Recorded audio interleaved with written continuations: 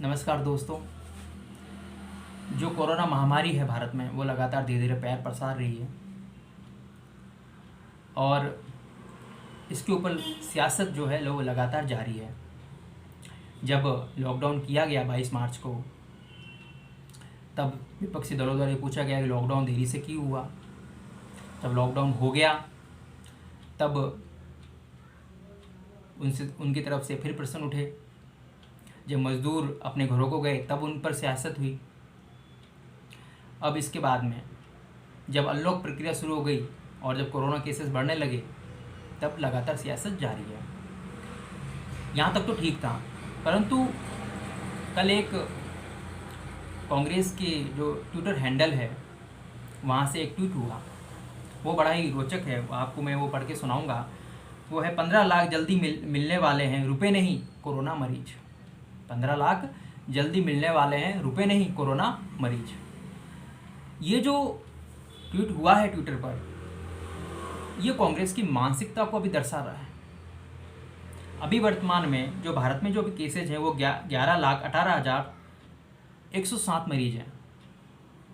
11,18,107 मरीज हैं अभी प्रेजेंट टाइम में। ये अभी प्रेजेंट का आंकड़ा है। 15 लाख अभी होने में काफ़ी समय है, लेकिन कांग्रेस अब भारत को बर्बाद होते हुए देखना चाहती है, क्योंकि उनसे तो कुछ हेल्प हो नहीं रही लोगों की। इनकी कोई भी कांग्रेस संबंधित कोई भी संस्था किसी प्रकार की कोरोना काल में मदद नहीं की। चाहे गरीबों को खाना बांटना हो, चाहे भेजना हो, इन्होंने कोई मदद नहीं करी। ये बैठे बैठे सब सियासत कर रहे हैं। और जब मदद और भारत के खिलाफ एक प्रकार के ऐसे ट्वीट करके ये दिखाने की कोशिश करते हैं, मतलब इनकी जो राजनीतिक जो कहते हैं ना, बिल्कुल ही बकवास ये हो चुके हैं पूरी तरीके से अभी। तो भाई मैंने सोचा क्यों ना एक स्टेट बाय स्टेट स्टडी की जाए कि बीजेपी जहाँ गवर्नमेंट है और जहाँ नॉन बीजेपी गवर्नमेंट है, जहाँ बीजेपी गवर्नमेंट नहीं है, तो वहाँ पर एक स्टेट वाइज एक स्टडी की जाए, एक रिसर्च की जाए। तो मैंने एक रिसर्च करके ये निकाला कि जहाँ नॉन बीजेपी राज्य हैं, जहाँ पर बीजेपी गवर्नमेंट नहीं है, मतलब कांग्रेस है या कांग्रेस या और उनकी दूसरी पार्टियों से मिलकर गवर्नमेंट बनी हुई है, वहाँ पर जो कुल आबादी है वो 58 करोड़ है। 58 करोड़ कुल आबादी है और उनमें से 6,05,871 लोग संक्रमित है अभी कोरोना से। वहाँ पर कोरोना के मरीज हैं 6,05,871 संक्रमित है और जिनमें से 18,727 लोगों की मौत हो चुकी है कोरोना की वजह से। अब हम बात करते हैं बीजेपी शासित राज्यों की, जहाँ पर बीजेपी गवर्नमेंट है।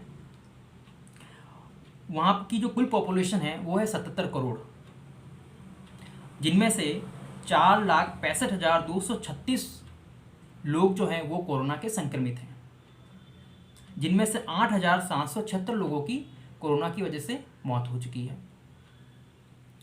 अब ये जो आंकड़ा है इससे आप खुद तुलना करके समझ सकते हैं कि क्या हाल है। लेकिन सारे ठीकरे जो है वो पीएम मोदी पर फोड़ने तय हैं या फोड़े जा रहे हैं।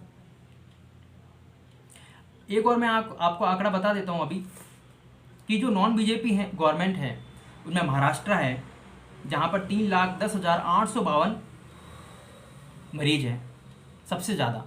उनमें से 11,000 लोगों की मौत हो चुकी है।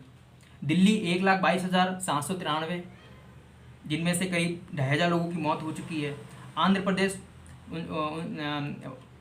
50,000 लगभग मान लेते हैं, तो 642 लोगों की मौत हो चुकी है। ऐसे ही तेलंगाना, वेस्ट बंगाल, राजस्थान, जहाँ के मुख्यमंत्री अपने अशोक गहलोत साहब हैं, राजस्थान में 29,434 लोग हैं, जिसमें 559 लोगों की मौत 69 लोगों की मौत हो चुकी है। ऐसे ही केरला है, पंजाब है, झारखंड है, छत्तीसगढ़ और पांडुचेरी है। यहाँ पर सब कांग्रेस और उनकी एलाइड सरकारें हैं, अलग सरकारें हैं मतलब। अब बीजेपी गवर्नमेंट की बात करें तो बीजेपी गवर्नमेंट आपको पता ही, कर्नाटका है, उत्तर प्रदेश है, ये अपने गुजरात है, ऐसे कर मिलके बीजेपी गवर्नमेंट है। और उनकी जो टोटल पॉपुलेशन वो 77 करोड़ है। और नॉन बीजेपी गवर्नमेंट उनकी टोटल पॉपुलेशन है 5 करोड़। और आप एक पॉपुलेशन का अंदाज लगाइए और देन इसके बाद में जो संक्रमित लोग हैं उनका एक तुलनात्मक अध्ययन कीजिए। तो अब मैं ये पूछना चाहता हूँ आदरणीय विपक्षी दलों से और उनके नेताओं से कि जो बीजेपी जहाँ गवर्नमेंट है, या तो वहाँ के लोग ज़्यादा घी खाते हैं, इस वजह से उनकी इम्यूनिटी बहुत ज़्यादा है, या मैं ये समझूँ कि वहाँ पर जो बीजेपी गवर्नमेंट है वहाँ का प्रशासन बहुत अच्छी तरह काम कर रहा है, और जहाँ पर जब नॉन बीजेपी गवर्नमेंट है वहाँ के लोगों को या तो रोटियाँ नहीं मिल रही खाने को, इसलिए उनकी इम्यूनिटी बहुत कम है, या फिर उनका प्रशासन पूरी तरह बर्बाद हो गया है। अब अगर महाराष्ट्र में 3,10,855 अगर लोग संक्रमित है तो इसके लिए जिम्मेदार क्या पीएम मोदी हैं। इनको सिर्फ सियासत करनी है, हर चीज़ का ठीकरा पीएम मोदी पर फोड़ना है। अच्छी बात यह है कि अभी ये नहीं बोल रहे हैं कि कोरोना की उत्पत्ति भी पीएम मोदी से हुई, मतलब कुछ दिनों बाद ये भी बोलने लग जाएंगे, क्योंकि इनका जो मस्तिष्क है वो मानसिक रूप से विक्षिप्त हो चुके हैं सब लोग। इनको मदद नहीं करनी है, बिल्कुल हर वक्त सियासत करनी है। अब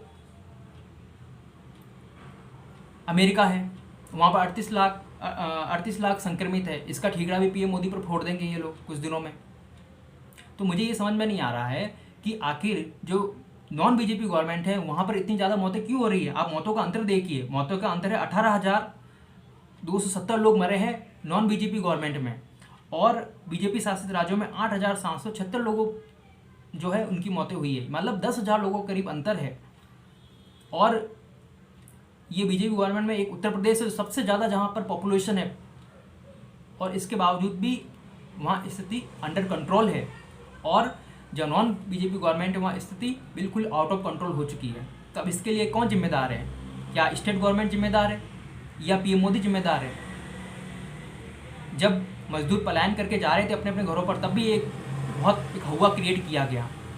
अब कोई मजदूर जाके रेल के पट्टी पर जाके खुश हो जाएगा और फिर उसके ऊपर से ट्रेन निकल जाएगी, तो उसके लिए वो मजदूर जिम्मेदार है या कि पीएम मोदी जिम्मेदार है? मुझे ये समझ में नहीं आता कि वो एक फ्रांस की कहावत चलती है कि जब फ्रांस जल रहा था तो नीरो बांसुरी बजा रहा था। ऐसे ही कांग्रेस की दिक्कत है, कांग्रेस की पार्टी पतन की ओर है दिन पर दिन, लेकिन इन लोगों को डॉक्यूमेंट्री बनाने और ट्वीट करने के अलावा कोई काम धाम है नहीं। सिर्फ और सिर्फ ये लोग देश के अंदर एक प्रकार से एक अफवाह उड़ाते हैं जिससे लोगों में भय पैदा हो, एक भय क्रिएट करने की कोशिश की जा रही है, और सरकार के खिलाफ एक मतलब साजिश करने की कोशिश की जा रही है। ये तुलनात्मक अध्ययन है जो आप खुद देख सकते हैं। ये मैंने अपनी तरफ से मनगढ़ंत नहीं बनाए हैं। आप चाहो तो आप खुद इसे रिसर्च करके आप गूगल पर जाके सर्च कर सकते हैं और खुद अपनी समझ विकसित कीजिए कि कौन सही कौन गलत है। इनकी खुद की पार्टी इनकी संभल नहीं रही है और चले हैं प्रधानमंत्री पर हमला करने, और 15 लाख का इंतजार करेंगे कब देश के अंदर 15 लाख केसेज होंगे और हम पार्टी देंगे। मतलब इनकी मानसिकता पर हमें हंसी आनी चाहिए, शर्म आनी चाहिए ऐसे लोगों पर। इनसे कोई मदद तो कुछ होती नहीं है, लेकिन ये लोग हवा क्रिएट करके सरकार को बदनाम करके हमारे देश को और बदनामी करते हैं विश्व स्तर पर। तो हमें ऐसे अफवाहों से और ऐसे लोगों से बच के रहना है, और हमें अपनी सरकार के साथ खड़े रहना है। Thank you very much.